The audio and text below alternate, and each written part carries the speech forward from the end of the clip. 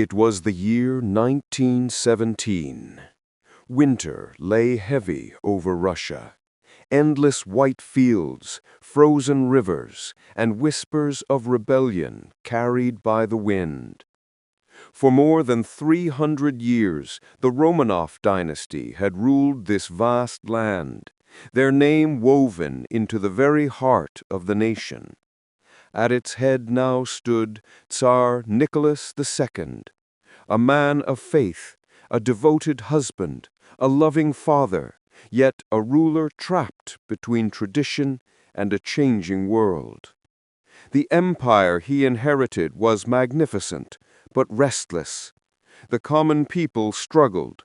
Soldiers fought and fell by the thousands in the Great War, and hunger crept into the cities. In the candle-lit halls of the Winter Palace, while snow fell outside, rumors began to stir that the old ways were dying and that the Tsar's power was fading with them. Beside Nicholas stood Empress Alexandra, strong, spiritual, and deeply protective of her family. Her devotion to her husband and their children was unshakable, but it was her faith in one man, a wandering mystic named Rasputin, that would change everything.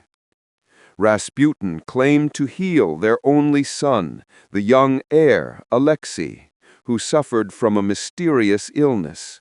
And somehow, miraculously, he did. His prayers seemed to calm the boy's suffering, and to a desperate mother, he became heaven sent. But to the court and the people, Rasputin was something else, a shadow, a whisperer, a man whose influence over the royal family was dangerous. Behind closed doors, conspiracies brewed. Ministers resigned, generals plotted, and the streets outside filled with voices calling for change. While the Tsar prayed for peace, the empire beneath him cracked. By early 1917, revolution had erupted. Soldiers, once loyal to the crown, now raised the banner of the people. The cries for bread and freedom drowned out the hymns of the palace chapel. Nicholas, away at the war front, faced an impossible choice: fight his own people or abdicate the throne. For the love of Russia, and perhaps out of despair, he stepped down. The Romanov rule of 300 years came to an end in a single signature. The family, Nicholas, Alexandra, and their 5 children, Olga, Tatiana, Maria, Anastasia, and Alexei, were placed under guard. Yet even stripped of their titles, they held to their grace. They ate together, prayed together, and tried to shield their children from the storm outside.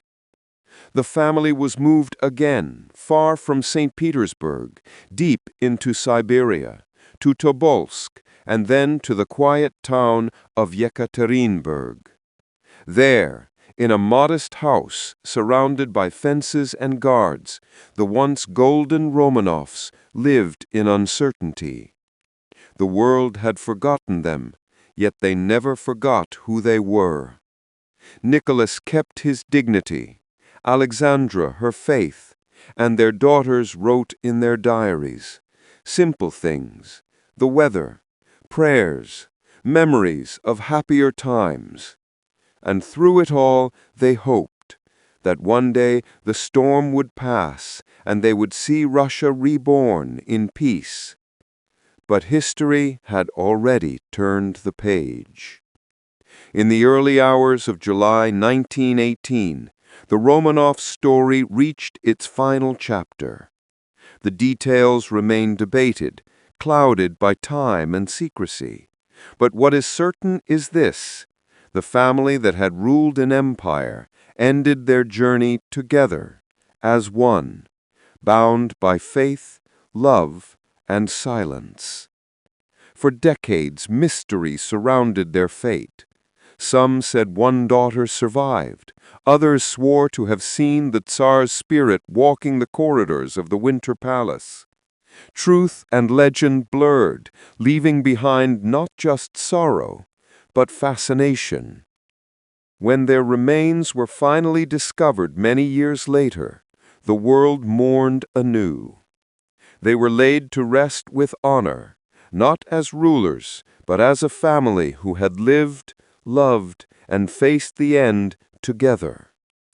And so ended the House of Romanov, not with thunder or triumph, but with the quiet echo of faith, family, and the haunting beauty of a vanished world. Their story remains one of history's most powerful lessons, that even the mightiest empires are fragile when hearts are divided, and that loyalty, love, and courage outlive any crown. This was the story of the last Tsar and his family, a tale of power and loss, devotion and destiny, where the end of a dynasty became the beginning of legend.